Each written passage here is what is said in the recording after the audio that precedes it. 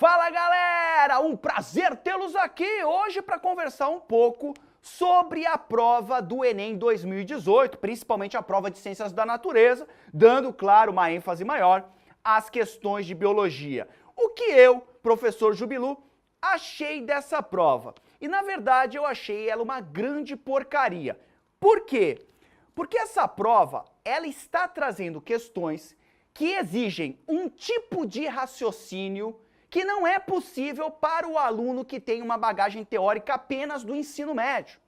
Você precisa ter muitos anos de estudo para ter os insights que a prova está cobrando aqui.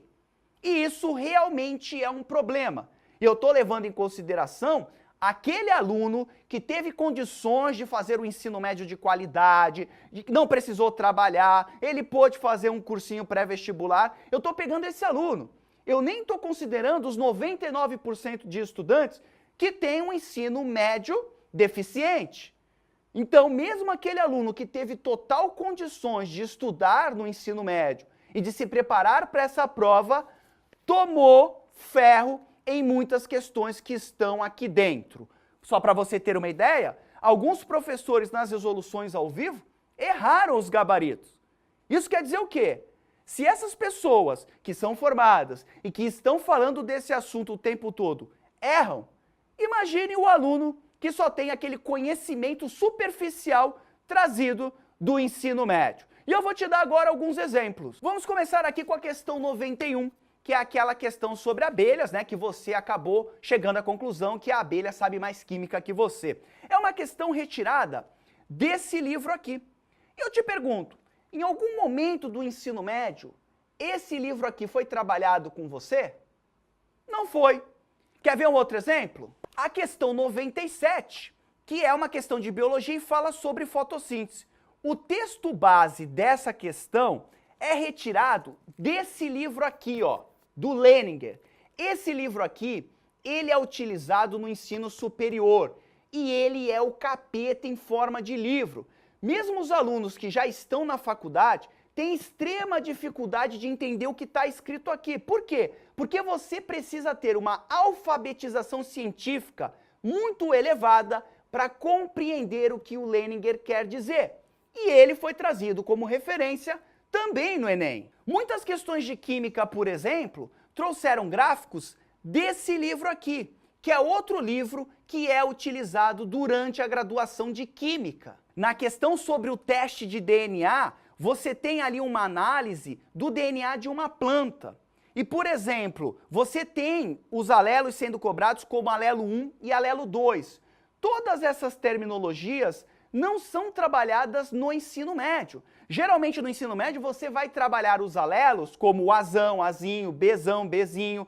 O teste de DNA, que muitas vezes nem é ensinado no ensino médio por conta da quantidade monstruosa de assuntos que tem que ser dado durante essa fase do ensino, muitas vezes ele é dado de forma superficial. E você tem o teste de DNA sendo explicado, tendo como exemplo um animal. E o Enem traz uma planta, né? Aí começa a falar um monte de coisa e torna a questão extremamente complexa. É claro que se você conseguir fazer esse primeiro entendimento, depois ela fica fácil. Mas muitos alunos só naquele enunciado, só naquilo ali, não conseguiram desenvolver o raciocínio. E o mais interessante é que se você pegar essa questão, você vai ver naquele textinho menor embaixo do texto que essa é uma atividade para o ensino superior. Outra questão que me chamou a atenção foi a 101 da prova rosa, que era sobre polinização pelo vento. É difícil um aluno do ensino médio ter essa sacada de que uma planta que é polinizada pelo vento, ela tem que ter muitos estames. Se o cara souber o que é estame, já é um milagre. Agora, ele chegar nesse nível de raciocínio é muito difícil. Eu, por exemplo, só fui entender esse processo quando eu estava na faculdade, já tinha tido 3 disciplinas de botânica, e aí eu comecei a entender a configuração de uma flor para o tipo de polinização que ela vai sofrer.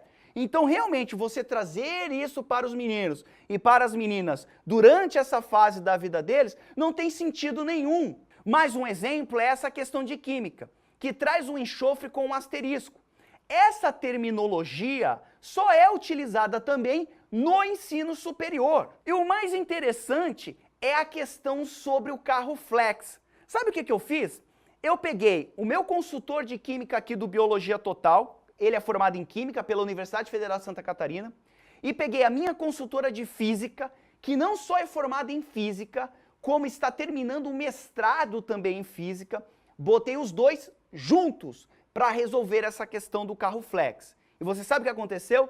Eles demoraram 8 minutos para resolvê-la usando calculadora científica. O cálculo cobrado naquela questão é um cálculo extremamente complexo, que leva vários e vários minutos para ser resolvido.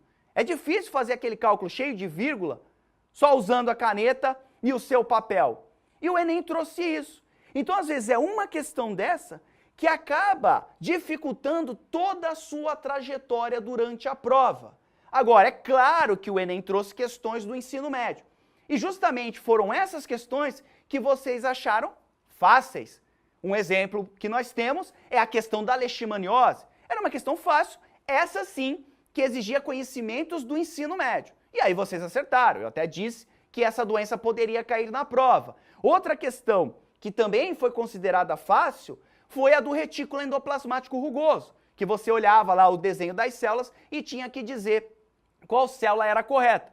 Era um conhecimento de ensino médio. E aí você pode me perguntar, mas por que o Enem está fazendo isso? Eu acredito que seja porque os professores que fazem as questões do Enem, eles são do ensino superior. E muitas vezes, quando você é um professor de um determinado assunto, você cai naquilo que eu chamo na maldição do conhecimento. Você estuda tanto o assunto que você passa a achá-lo óbvio, não só para você, como para todas as outras pessoas. Mas ele não é tão óbvio assim. E aí você começa a achar normal que, nossa, é claro, vai ser muito fácil, o aluno do ensino médio ele vai chegar nesse raciocínio. Mas ele não chega. Então eu acredito que está faltando um pouco de bom senso para o MEC, de entender o que realmente está acontecendo no ensino médio brasileiro. O que é dado, quando é dado no ensino médio, não está batendo com aquilo que está sendo cobrado pelo Enem. E isso, claro, nos faz ter a sensação de perda de tempo, porque o aluno passa anos, ou meses estudando vários assuntos, e aí ele chega lá achando que está preparado e cai um monte de assunto que não está na grade curricular do ensino médio. Esse é o problema. Ela está no ensino superior. Então parece que os alunos são de Marte e o Enem é de Vênus. Esses caras do MEC estão vivendo numa bolha e não estão entendendo que o que está acontecendo no ensino médio não tem nada a ver com aquilo que eles esperam que aconteça. Num cenário ideal, com pôneis coloridos, fadas saltitando pelos campos rosados do Himalaia, seria muito legal realmente fazer uma prova dessa e o aluno do ensino médio chegar lá e destruir. Mas isso não está acontecendo. E outra, dá para você fazer questões complexas usando os assuntos do ensino médio, usando aquela terminologia que o aluno estudou, que o aluno aprendeu. Posso falar até da redação. O ano passado foi a redação falando sobre os surdos. Em algum momento no teu ensino médio, você sentou para discutir essa temática? Esse é o problema. Até mesmo o tema desse ano. Em que momento na sua escola você sentou para discutir esse tema? É muito fácil você chutar 150 temas de redação e depois chegar e falar, eu acertei o tema. Mas os seus alunos, eles tinham condições de escrever sobre esse tema? Porque eu falei que ia cair ciclo do nitrogênio, mas quando você vê a questão do ciclo do nitrogênio, você olha e fala, os alunos teriam condições de fazer isso? Com um textão desse tamanho, com o tempo apertado? Esse é o problema que está acontecendo no Enem. Eu até sei que as questões são testadas em alunos, mas esse processo está muito obscuro. Até mesmo questões que já foram colocadas em outros vestibulares, apareceram no Enem, Você tem uma questão da Federal do Paraná que apareceu na prova de matemática. Então tem uma falha, sim, na elaboração dessas questões e no controle de qual tipo de questão está indo para essa prova.